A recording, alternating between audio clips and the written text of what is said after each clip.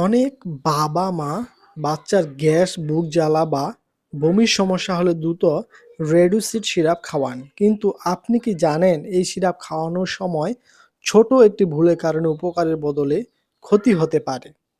আর সবচেয়ে অবাক করার বিষয় হলো এই সিরাপটি শুধু গ্যাস কমায় না, বাচ্চাদের পেটের কিছু গুরুত্বপূর্ণ সমস্যা নিয়ন্ত্রণ করতেও সাহায্য করে। তাহলে সেই ভুলগুলো কি আর কেন ডাক্তাররা বাচ্চাদের জন্য এই সিরাপটি এত বেশি ব্যবহার করেন? ভিডিও শেষ পর্যন্ত দেখুন, কারণ শেষের দিকে আমি বলবো এমন কিছু গুরুত্বপূর্ণ তথ্য যা অনেক বাবা মা জানে না।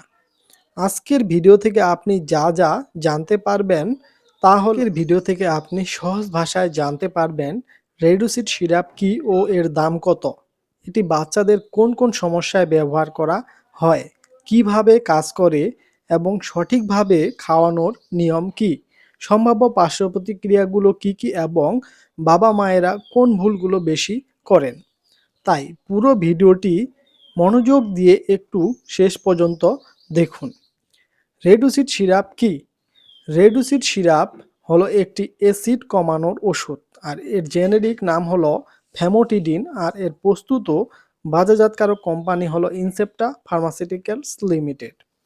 আর একটি সিরাপের দাম হলো 50 টাকা করে। আমাদের পেটে স্বাভাবিকভাবে অ্যাসিড তৈরি হয় যা খাবার হজম করতে সাহায্য করে।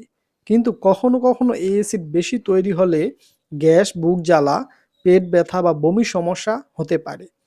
এই অবস্থায় ডাক্তাররা অনেক সময় বাচ্চাদের জন্য রেডিসুড সিরাপ দেন, কারণ এটি পেটে তৈরি হওয়া অতিরিক্ত অ্যাসিড কমিয়ে দেয়। বাচ্চাদের কোন কোন সমস্যায় ব্যবহার করা হয় এই রেডিসুড সিরাপটি? সাধারণত এই সিরাপটি ব্যবহার করা হয় বাচ্চাদের গ্যাস বা অ্যাসিডিটির সমস্যা কমানোর জন্য, বুক জ্বালা বা পেট জ্বালা থেকে নিরাময়ের জন্য, পেটের আলসারের সমস্যা দূর করার জন্য, অতিরিক্ত অ্যাসিডের কারণে বমি বা অস্বস্তি হলে এটি দেওয়া হয়। কিছু ক্ষেত্রে জার্ড বা অ্যাসিড রিফ্লাক্স নিয়ন্ত্রণ করতে এটি দেওয়া হয়।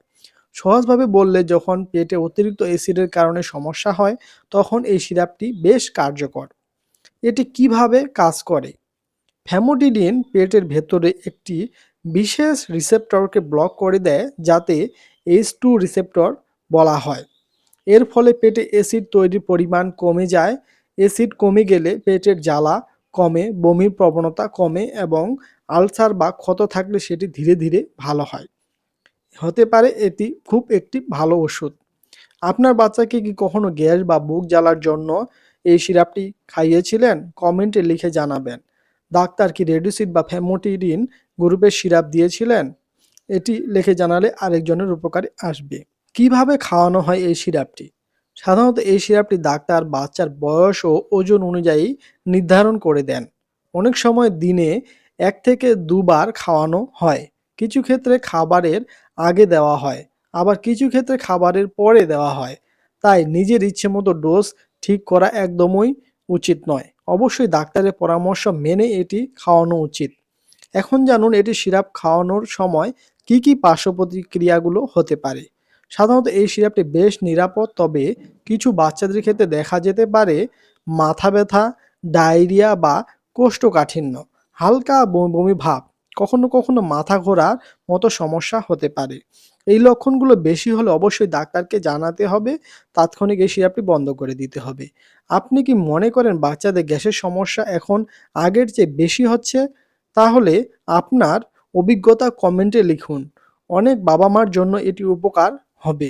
বাবা মায়েরা যে ভুলগুলো বেশি করেন, অনেক সময় বাবা মা কিছু সাধারণ ভুল করেন, যেমন প্রথম ভুল হলো ডাক্তারের পরামর্শ ছাড়া নিজেরাই সিরাপ শুরু করে দেন।